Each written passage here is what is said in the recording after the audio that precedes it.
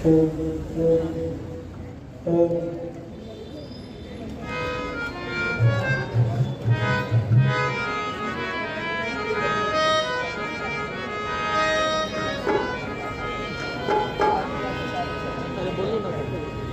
आइए सभी सीधे होकर के बैठेंगे।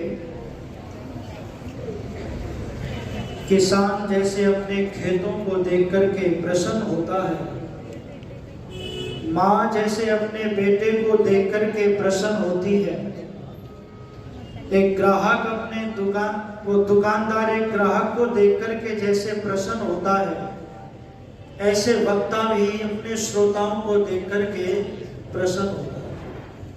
तो आप प्रसन्न होकर के बैठिएगा। कुछ लोगों के चेहरे मुरझा गए हैं, ऐसा लगता है जैसे पूरे देश की जिम्मेदारी इन्हीं के कंधों पे आ गई। पर ध्यान देना, मुस्कुराना भी जरूरी है। जो हंसे उसका घर बसे, और जिसका घर बसे उससे पूछ लो फिर कभी हंसे। तो प्रसन्न होकर के बैठिएगा। मैं 50 मिनट तक आपके बीच में ऋषि भक्ति के कुछ भजन आपको सुनाना चाहता हूँ, और एक संदेश ऋषि का देना चाहता हूँ, जो इस ऋषि बोध उत्सव में हमें लेना चाहिए, जिसके लिए हम संगठित हुए हैं। तो आइए एक बार पवित्र ओम का उच्चारण मेरे साथ मिलकर के सभी करेंगे।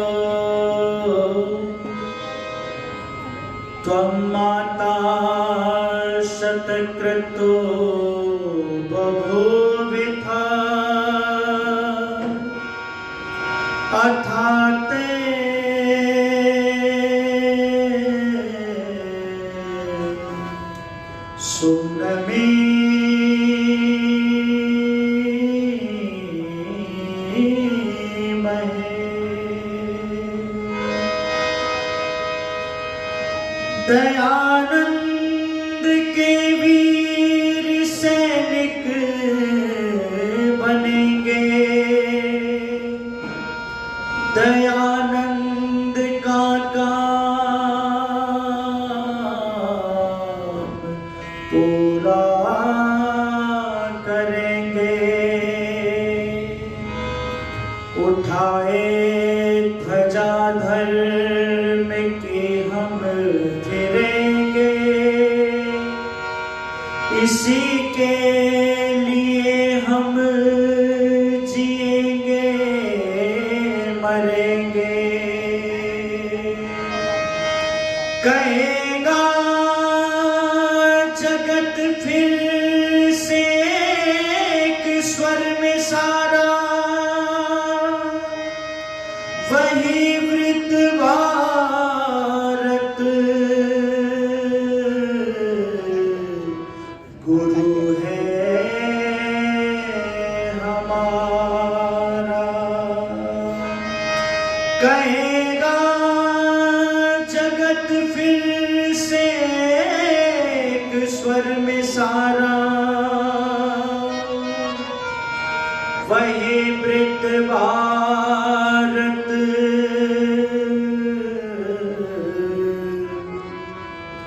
गुरु है हमारा।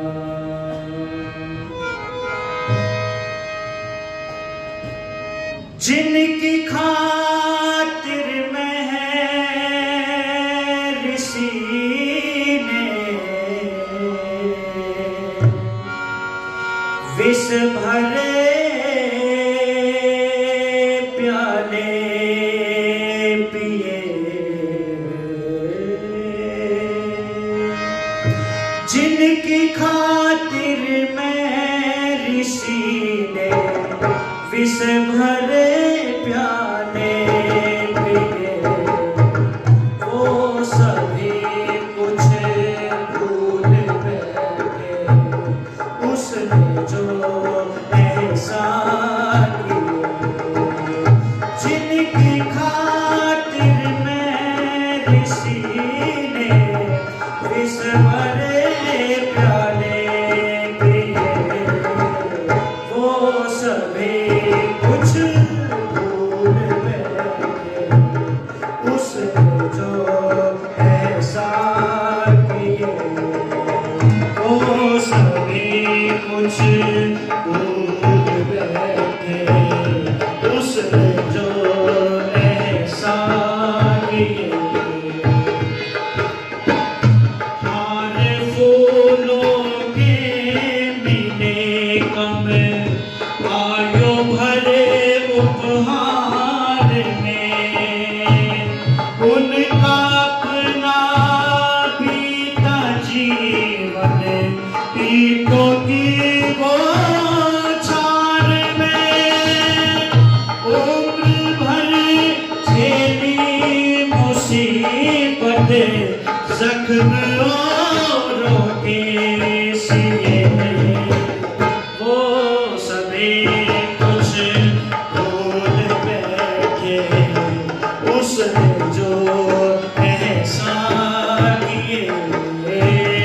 जिनकी खातिर में ऋषि ने विष भरे प्याले पिए, वो सभी कुछ भूल बैठे उसने जो ऐसा किया।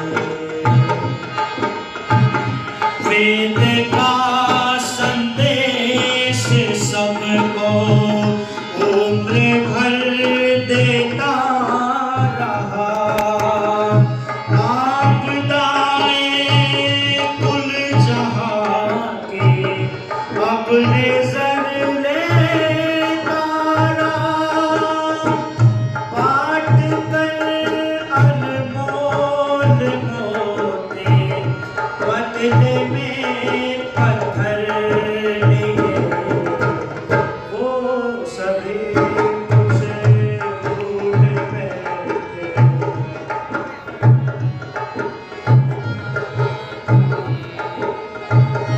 जिनकी खातिर में ऋषि ने विष भरे प्याले पिए, वो सभी कुछ भूल बैठे उसने जो ऐसा किया।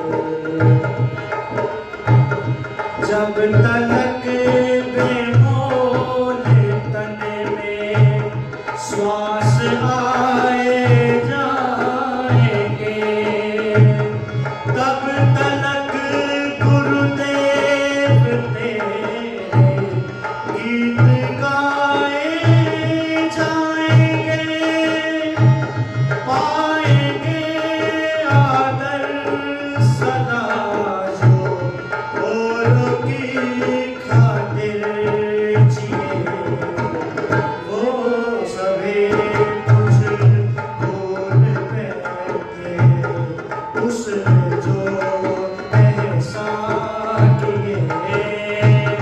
जिनकी खातिर में ऋषि ने विष भरे प्याले पिए, वो सभी कुछ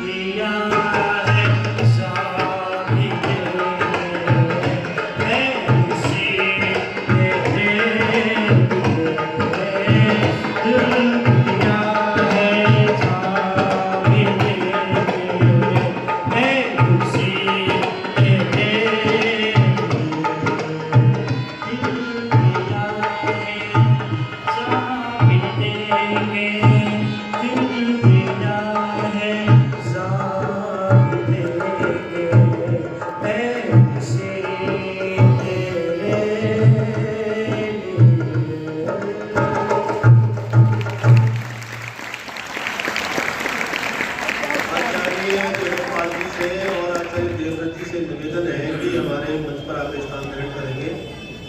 दोपहर होंगे, हमारी मंच की शोभा बढ़ेगी और कुर्सी भी थोड़ी खाली होगी, आने वाले लोगों के लिए स्थान ग्रहण मिलेगा। तो आचार्य जगपाल जी से और आचार्य देवव्रत जी, आचार्य जोगेंद्र जी, आचार्य सुरेश जी से निवेदन है कि वो मंच पर स्थान ग्रहण करें। आचार्य सहस्त्रपाल जी मंच पर स्थान ग्रहण करेंगे। यहाँ तो व्याख्यान वेदी पर उपस्थित बहुत उच्च कोटि के मूर्धन्य विद्वान आचार्य हरिशंकर अग्निहोत्री जी, मंच का बहुत कुशलता से संचालन करने वाले बहुत अच्छे विद्वान आचार्य श्री प्रमोद योगार्थी जी, इस आर्य समाज के बहुत ही यशस्वी भजनोपदेशक आदरणीय श्री पंडित करमवीर शास्त्री जी, मंच पर उपस्थित मॉडल टाउन हिसार के बहुत अच्छे विद्वान पुरोहित आचार्य श्री सूर्यदेव वेदांशु जी, इस आर्य समाज के बहुत ही यशस्वी प्रधान, एक अनुव्रती पिता के अनुव्रती पुत्र आदरणीय श्री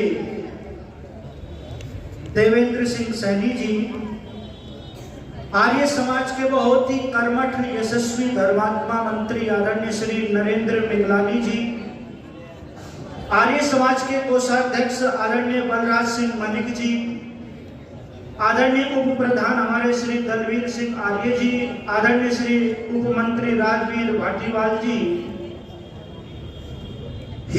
और हिसार आर्य समाज के समस्त पदाधिकारीगण, बाल संबंध से हमारे बीच में आदरणीय भाई यतेंद्र जी, प्रवीण जी, आदरणीय भागीरथ जी, और अभी हमारे जो बहुत अच्छे विद्वान हैं आदरणीय श्री प्रोफेसर ओम कुमार आर्य जी, जींद से आए हुए समस्त आर्यजन, मेरे सम्मुख बैठे हुए राष्ट्र के होनहार भविष्य छात्र एवं छात्राओं, पवित्र आत्माओं, धर्म प्रेमी बंधुओं, नौजवान साथियों,